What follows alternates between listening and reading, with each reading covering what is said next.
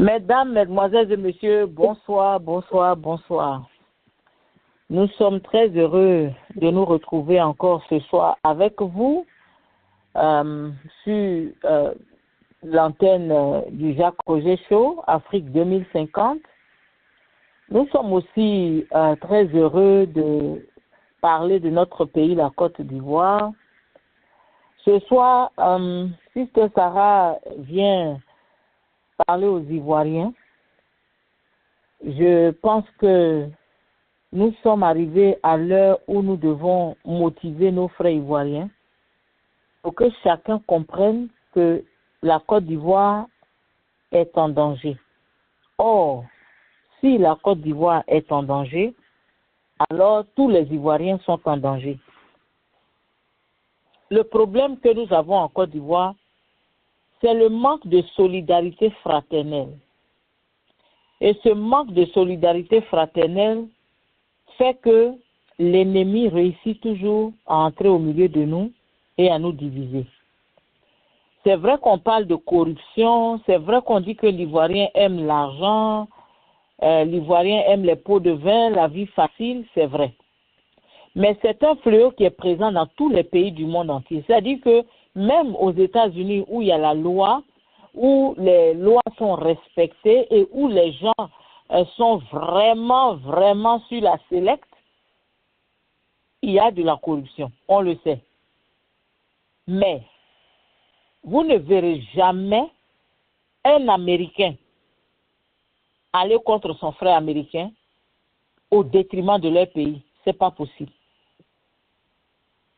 Quand vous regardez les films américains, vous voyez déjà la mentalité de l'Américain. Et c'est cette mentalité-là qu'ils ont propagée dans le monde entier pour mettre la peur dans le cœur de tous ceux qui veulent attaquer leur pays ou pour tous ceux qui souhaiteraient venir aux États-Unis pour faire n'importe quoi dans leur pays. Les Américains d'abord. Quand les Américains vont en guerre, quand un soldat tombe, il est impossible pour tous les autres soldats de le laisser de partir. Même son cadavre a de la valeur aux yeux de ses compagnons de lutte. Même son cadavre, même son corps. Un Américain ne peut pas laisser le corps de son frère américain dans le cas ennemi, même quand il est décédé. Alors imaginez quand il est blessé. Imaginez quand on a fait exploser une bombe autour de lui et qu'il a une jambe coupée, ou bien que la partie inférieure de son corps est complètement enlevée, et que quand vous le regardez, vous savez nettement que ce monsieur va mourir. Mais ses compagnons ne vont jamais le laisser mourir aux mains des ennemis. Et l'Ivoirien n'a pas ça. Et nous ne l'avons pas parce que justement, notre histoire a été un piège pour notre nation. Quand je parle de nation, je crois que c'est au sens galvaudé du terme, parce que la Côte d'Ivoire n'est pas vraiment une nation, c'est une fragmentation d'un peuple qui a été complètement envahi par les peuples environnants et qui a perdu ses marques, qui ne sait même plus, pour dire qu'il a perdu le nord, qui ne sait même plus d'où il vient, où il va. Alors n'importe qui est capable de dire aux Ivoiriens, moi je suis Ivoirien, toi tu es quel Ivoirien? Je suis plus Ivoirien que toi. Toi tu ne peux pas me dire que toi tu es Ivoirien. Moi je suis Ivoirien. Oui d'ailleurs vous venez du Libéria, vous venez du Ghana. On connaît votre histoire ici. Nous on est Ivoiriens depuis des siècles. Alors les gens peuvent fabriquer des identités pour les coller aux Ivoiriens. Ce soir, je voudrais parler aux Ivoiriens. Je voudrais attirer l'attention de nos frères pour dire que personne d'autre ne le fera pour nous. Personne d'autre ne prendra le fardeau de la Côte d'Ivoire.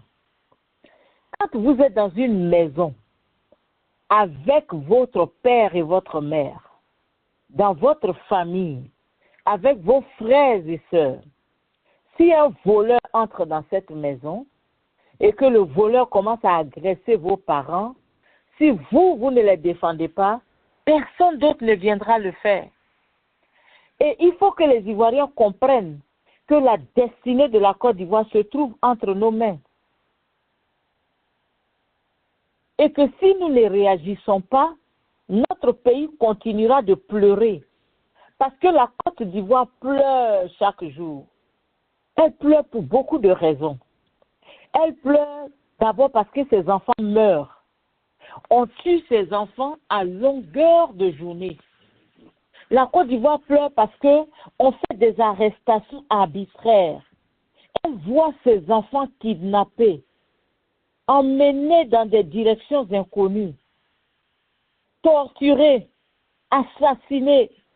La Côte d'Ivoire pleure parce que ses enfants sont livrés au bourreau de ses enfants. Et il n'y a personne pour les défendre. Alors la Côte d'Ivoire pleure chaque jour. Qui va libérer mes enfants? Qui va m'aider à libérer mes enfants? La Côte d'Ivoire pleure parce que ces enfants ne savent pas qui ils sont. Ils ne savent pas ce qu'ils ont reçu. Ils ne connaissent même pas leurs valeurs. La Côte d'Ivoire pleure parce que ces enfants ne savent pas ce que Dieu leur a donné. Et pendant qu'ils sont en train de vagabonder et de vadrouiller dans le pays, les étrangers, eux, viennent sucer les mamelles de la Côte d'Ivoire. Et la pauvre, que peut-elle faire? Parce que quand elle repousse un groupe de la main, l'autre groupe est sur le sein gauche. Quand elle les pousse des pieds, l'autre groupe est sur le sein droit. Et le lait de notre mère, Patrice, est sucé par des gens qui n'y avaient pas droit. Des enfants illégitimes, des enfants bâtards, des enfants adoptés qui ont décidé de prendre la place des enfants légitimes. Pourquoi? Parce que les enfants légitimes eux-mêmes n'ont pas réalisé leur position dans la maison de leur mère. On n'est pas dit de leur père. La Côte d'Ivoire pleure. Elle pleure pourquoi? Pour l'injustice. Les enfants ivoiriens subissent l'injustice tous les matins, tous les midis et tous les soirs. Oui, on condamne les Ivoiriens à tort et à travers.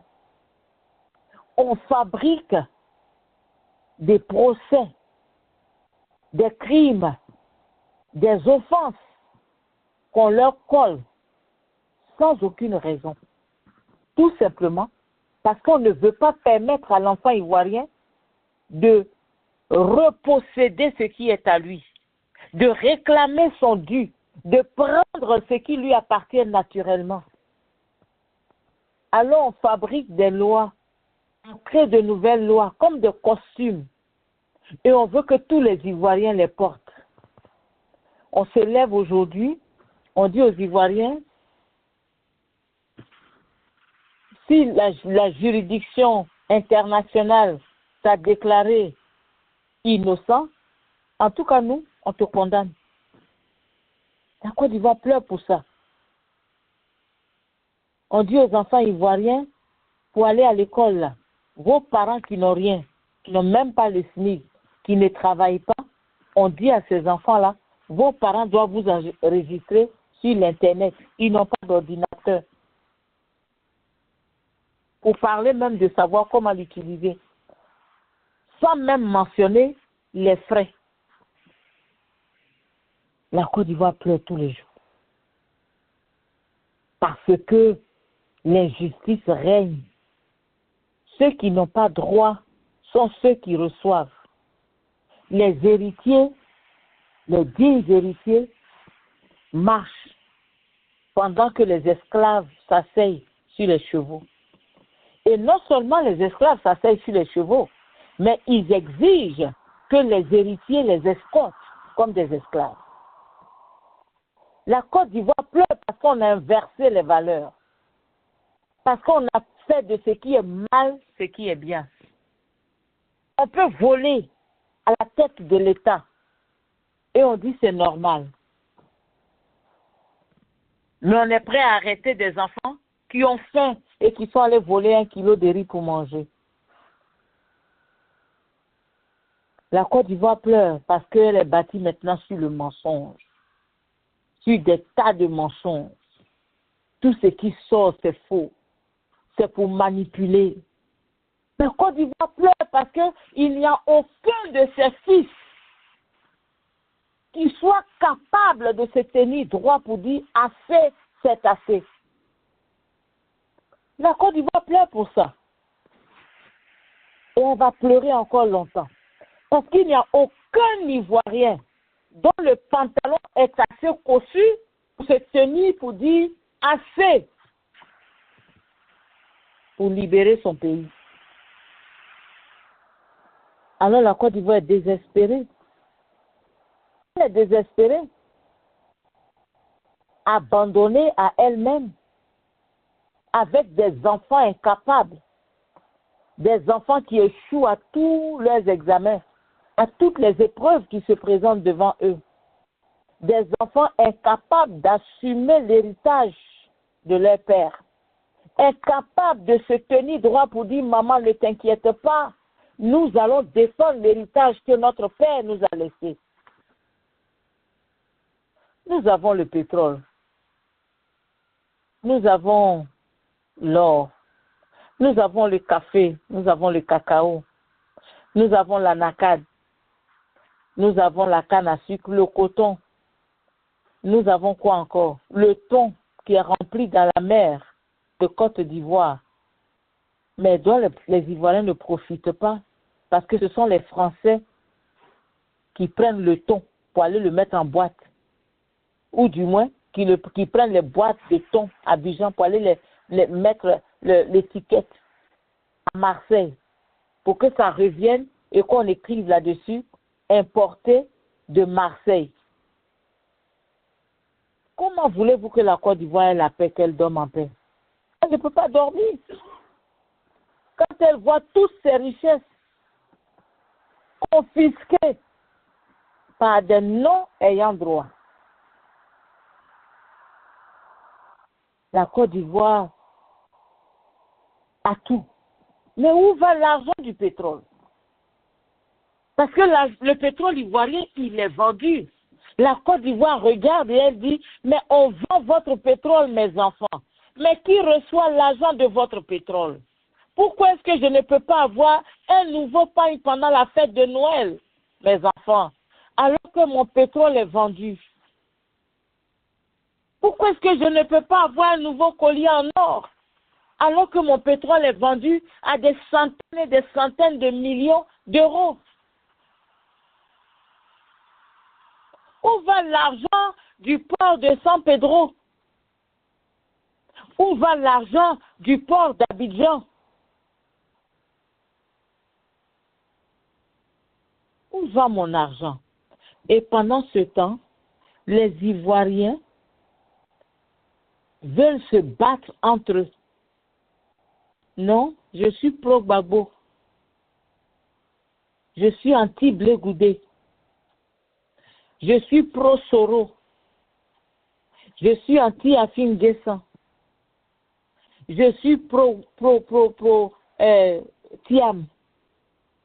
Je suis anti-Blé Goudé. Je suis anti-Simone Gbagbo. Et pendant que les Ivoiriens sont en train de se pagailler entre eux,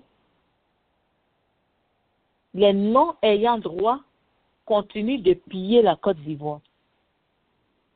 Je voudrais ce soir appeler à la conscience de tous les Ivoiriens. Si tu penses que tu es Ivoirien,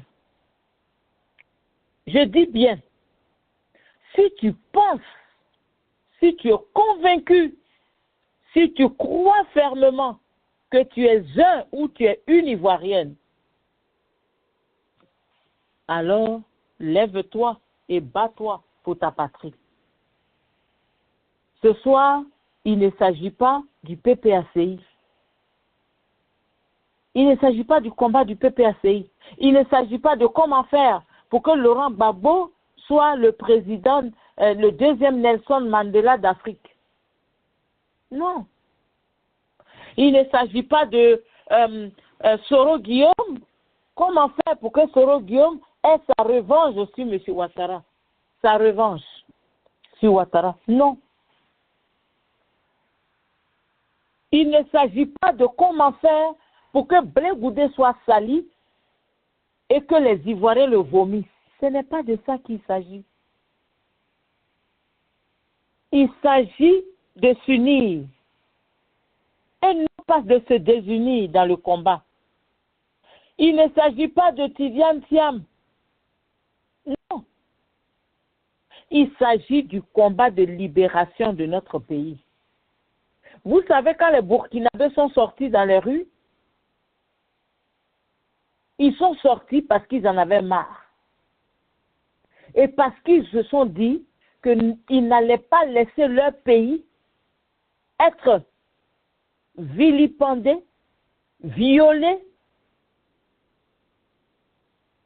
et appauvri par un homme qui n'a aucune vision et qui est à la tête du pays pendant 25 ans, 26 ans, pendant que le pays régresse. Ils ont pris leurs responsabilités. Ils ont dit non, trop c'est trop, ça suffit. Les Ivoiriens, c'est dans la bouche. Comme disent mes parents, Djoula, c'est du dabashi. Il n'y a rien d'autre derrière. Ça parle, ça parle. Ça parle, ça parle. Ça parle, oh, ça parle. Ça parle, ça parle. On va faire ceci. Ouattara, tu ne seras plus président. On ne veut plus du 4e mandat. Pas de 4e mandat ici. Ouattara, cette année, tu pars. Tu vas tomber. Ouattara ne sera plus candidat. Tous ceux qui supportent Ouattara, en tout cas, sachez que le pouvoir de votre président est fini. Votre mentor est fini. Oh, Ouattara est fini. Parce que Soro Guillaume est rentré en Côte d'Ivoire. Ouattara est fini. Blé Goudé a fait un discours. Oh, Ouattara est fini. Le président Gbagbo Laurent s'est levé, il a parlé. Rien que du dagbé. Il n'y a pas autre chose. Ce n'est que du dagbé. Il n'y a pas un garçon en Côte d'Ivoire pour relever le défi qui lui est lancé en 2025. Vous dites que vous ne voulez plus du RHDP au pouvoir. Vous dites que M. Ouattara est en train de violer la Constitution. Vous dites que la commission électorale indépendante est corrompue. Vous dites que les listes électorales sont sales. Vous dites que le découpage électoral est injuste. Et après avoir dit tout ça, Alassane Dramane Ouattara vous dit « Je m'en de ça. Je m'en fous. » Ouattara est dans le « je m'en foutisme » total. Et il n'y a pas un jeune Ivoirien qui va se lever pour dire « Mais qui est cet incirconcis ?» Je donne cette expression pour parler d'une révolte. Pas que M. Ouattara est incirconcis. Non, c'est une expression carrément biblique. Qui est donc cet incirconcis qui vient parler de mon peuple de cette façon? Qui est cet individu qui a grandi au Burkina Faso? C'est qui ce Mossi? Ce fils d'étranger? Cet étranger acheté par Houphouët-Boigny en 1990, à qui on a donné des papiers cadeaux là. Qui est-il pour dire qu'il va confisquer mon pays? Il n'y a pas un seul Ivoirien, à l'étranger comme à l'intérieur de la Côte d'Ivoire, qui peut se lever, porter son habit, serrer sa ceinture autour de ses reins et dire « Moi je dis non, Ouattara doit tomber ». Il n'y en a pas. C'est du dagbashi, dagbé. Ça parle, ça parle, ça parle, ça parle. Après, ils s'en vont manger garba pour dormir. Et ça ne change absolument rien. Vous avez vu, vous vous rappelez comment M. Ouattara s'est moqué des Ivoiriens quand il a fait son adresse à la nation? Vous voyez comment M. Ouattara s'est foutu du peuple ivoirien quand il a fait son adresse à la nation? Il a parlé sans souligner les vrais problèmes des Ivoiriens. Et il a attendu à la fin de son discours pour nous donner un sourire narquois, un sourire dans le coin de la bouche, et pour dire, en ce qui concerne les coûts de la vie, oui, je le sais. Nous allons faire ce qu'il doit être fait. Vers la fin, ce qui est le plus important pour les Ivoiriens, Alassane Dramane Ouattara a jeté ça du revers de la main. Et qu'est-ce qui s'est passé? Rien. Il allait dormir tranquillement chez lui. Son majordome, lui, a certainement fait un bon plat de cabato comme il aime. Il a avalé ça très vite avec du gombo gluant. Et puis il a dormi, il a digéré. Et rien ne s'est passé. Chaque jour que Dieu nous donne de vivre, Ouattara dit aux Ivoiriens, je vous maîtrise. Vous là, vous êtes des petits. Devant moi, vous êtes des zéros. Moi, Alassane Dramane Ouattara, enfant de Ouattara, originaire de Sendou. Moi, Ouattara, vous ne pouvez rien me faire. Vous savez, en Côte d'Ivoire, chez nous, quand quelqu'un t'énerve, tu lui lances un défi, puis tu dis, si tu es garçon, ou tu es arrêté là, si tu penses que ta maman t'a vraiment accouché, si tu penses que toi, quand on cite les garçons, ton nom est dedans, pour traverser le train là, je vais te voir.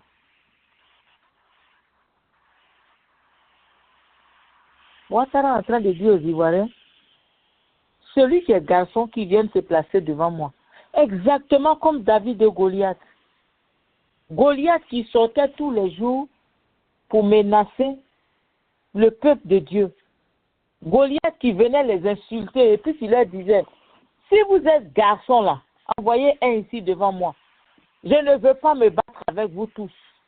Vous et votre représentant, M. Courage. C'est lui l'enfant guerrier. Il est où l'enfant guerrier de Côte d'Ivoire? Dites-lui de venir pour qu'on se batte. S'il me gagne, nous vous serons soumis. Mais si moi je le gagne, vous nous serez soumis. Il est où? Et croyez-moi, pendant 40 jours, tout le monde s'est caché, dit la parole de Dieu. Alors en Côte d'Ivoire, Ouattara est assis à la présidence. Il signe des lois iniques. Il passe des lois iniques. Il assiste à l'arrestation des enfants ivoiriens. Il assiste à l'arrestation des leaders politiques de Côte d'Ivoire. Ouattara est là, il donne des ordres pour qu'on élimine M. Tidiane Thiam de la liste, pour qu'on efface Gbagbo Laurent de la liste, pour que Blé Goudé ne soit jamais candidat. Ouattara est assis et il observe tout ça, il sourit, il est content, et pendant ce temps, vous les Ivoiriens là, vous avez le courage d'aller dormir. Tout ce qui vous intéresse, c'est comment faire pour envoyer les petites filles au maquis, et puis de là, vous leur dites, allons, on va se reposer. Comme si vous pensez que dès qu'on finit de manger, on a toujours sommeil. C'est le bas de la culotte qui est votre inquiétude. Alors que vos enfants n'ont pas de travail, vous payez les grandes écoles à coût de millions, et quand vos enfants finissent l'école, ils ne savent pas où travailler. Même pour avoir un stage, on doit leur faire un droit de cuissage. Maintenant, en Côte d'Ivoire, le droit de cuissage, c'est dans tous les camps. Que ce soit un petit garçon ou une jeune fille, tout ça passe. Et il n'y a pas un garçon qui va se lever pour dire « Ah, je suis fatigué de ce Ouattara. Ah, Dramane, tu me fatigues. J'en ai assez de ce monsieur Dramane. Il doit partir. Je m'en fous des élections. Il doit s'en aller. La Côte d'Ivoire, on doit relancer les cartes. On doit refaire, on doit rebattre les cartes et recommencer à zéro. » Il n'y a pas ce garçon-là en Côte d'Ivoire? Non, je pense. Il n'y en a pas. Il n'y a pas de garçons en Côte d'Ivoire. Ils sont tous des femmelettes. tous apeurés, des gens qui ont peur de Ouattara. La Côte d'Ivoire n'a pas de Martin Luther King. Tout le monde sait que ceux qui font ça, ils meurent à la fin. Nous le savons. Voilà pourquoi on dit qu'il n'y a pas de garçon. Parce que celui qui est garçon, là, celui qui a un cœur de guerrier, il s'en fout s'il perd la vie. Mais il sait que sa vie sera le sacrifice, le tremplin de la délivrance de son pays. Il n'y en a pas.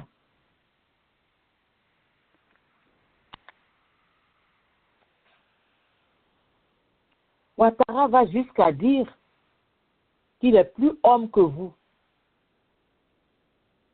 Pendant que votre mère est désespérée, qu'elle pleure. Pendant que votre mère patrie ne sait pas où donner de la tête, vous vous êtes occupé à vous promener,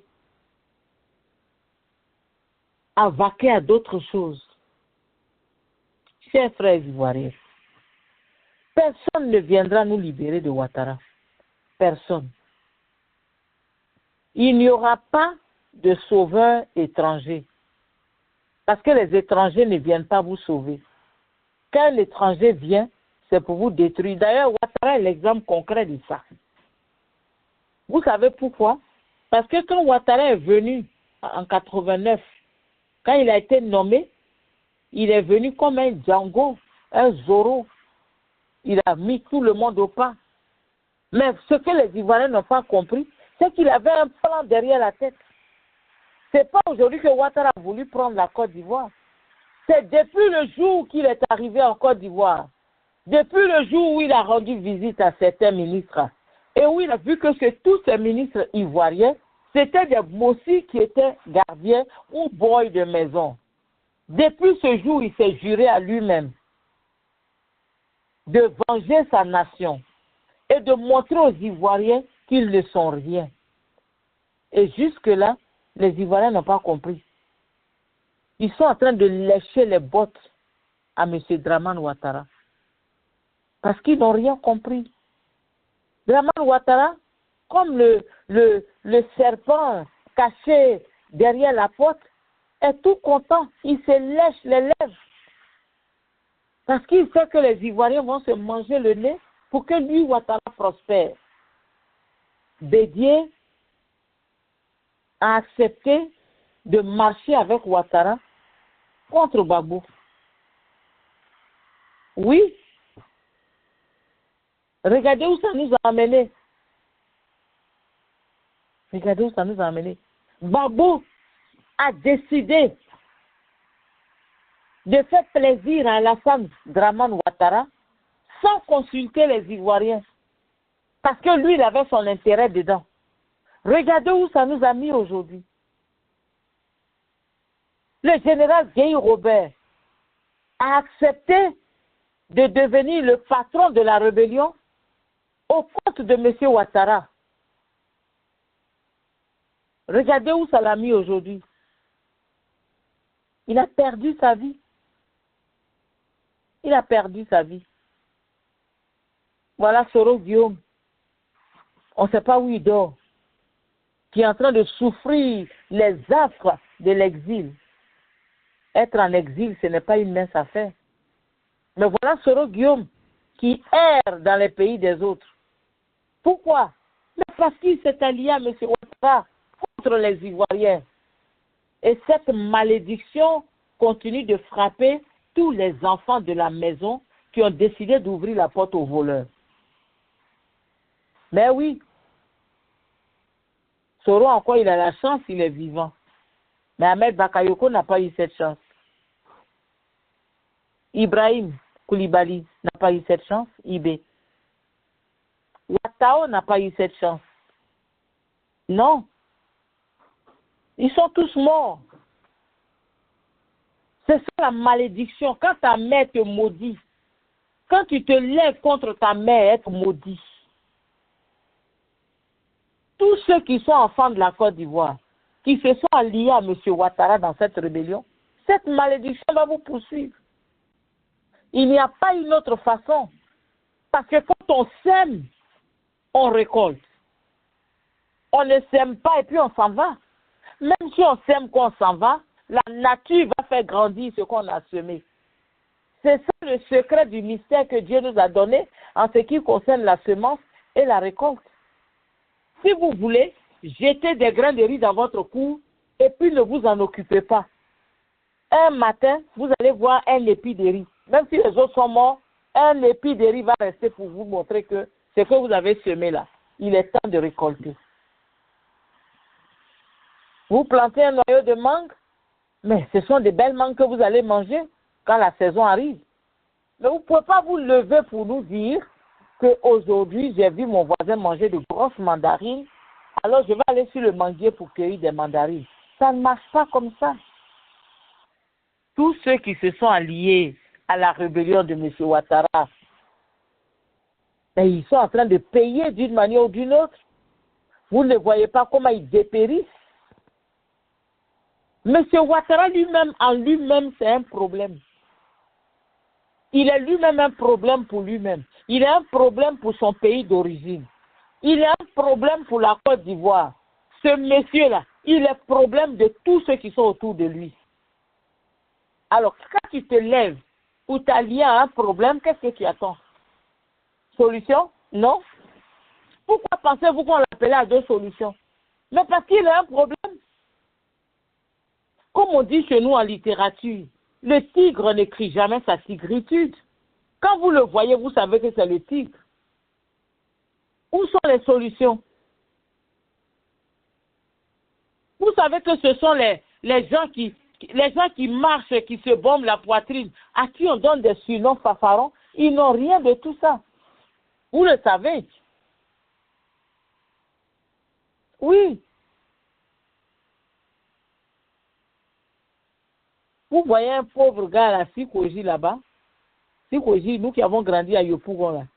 Sikoji le tout, il n'a rien, il dort au salon, mais quand il sort dans le quartier, ça crie « Al Pacino!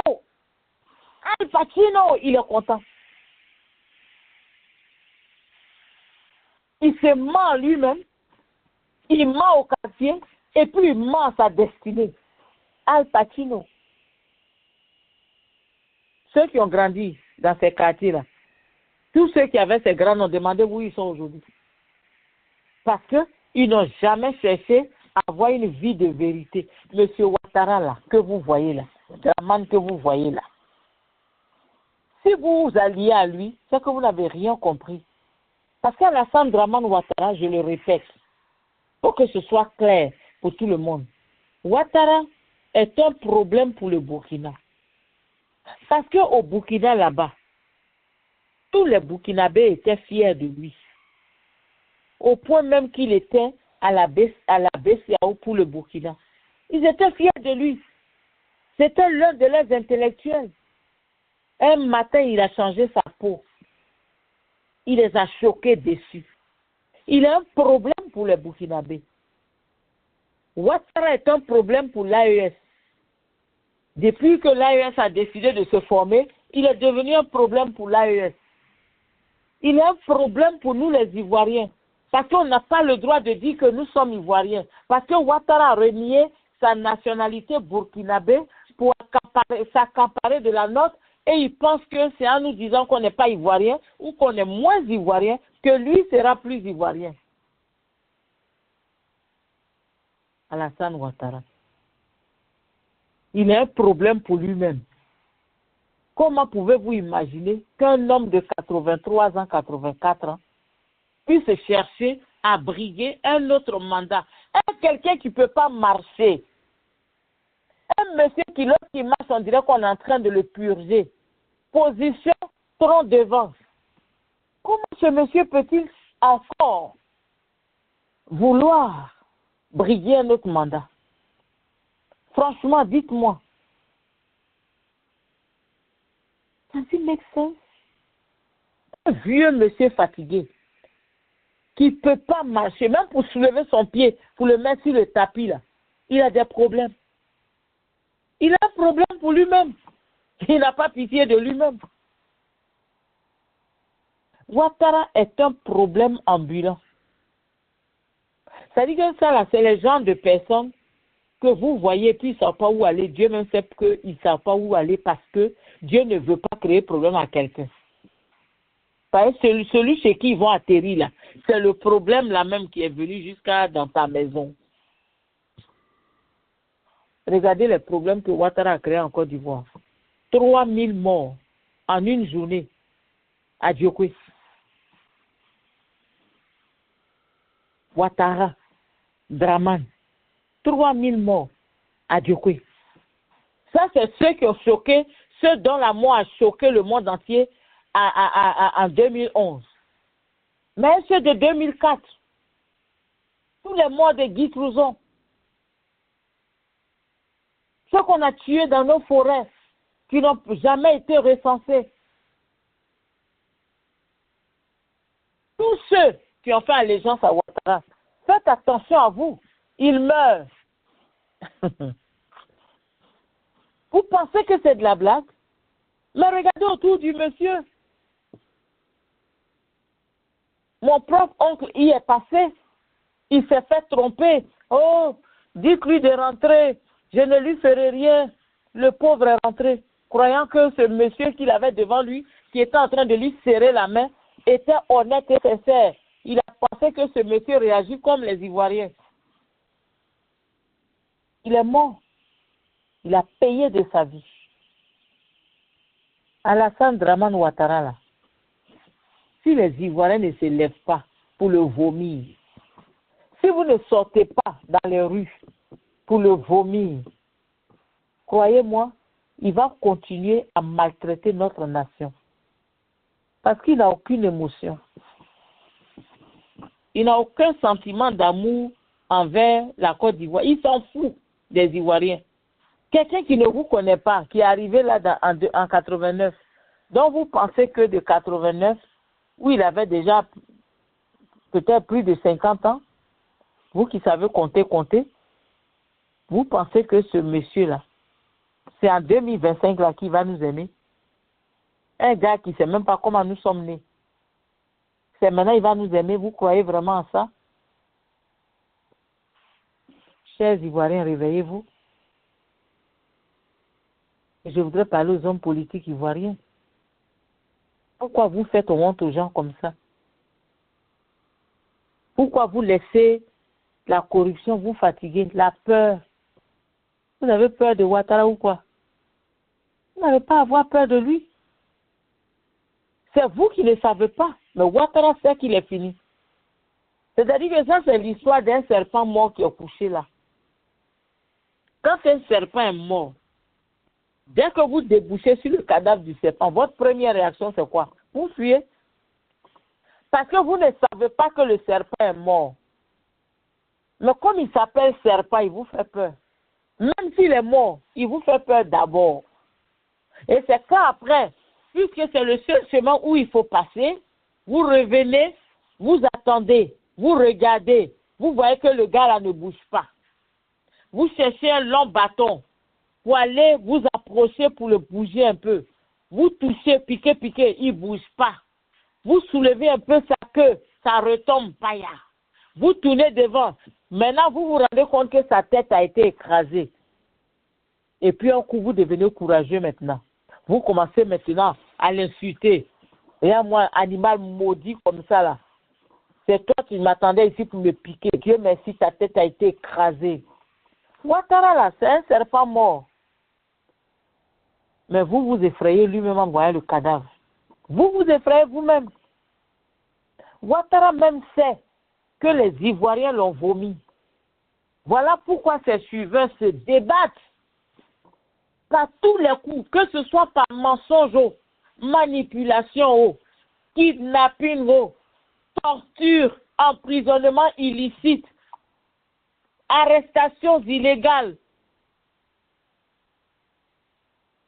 Il faut tout ça pour que Ouattara soit toujours président.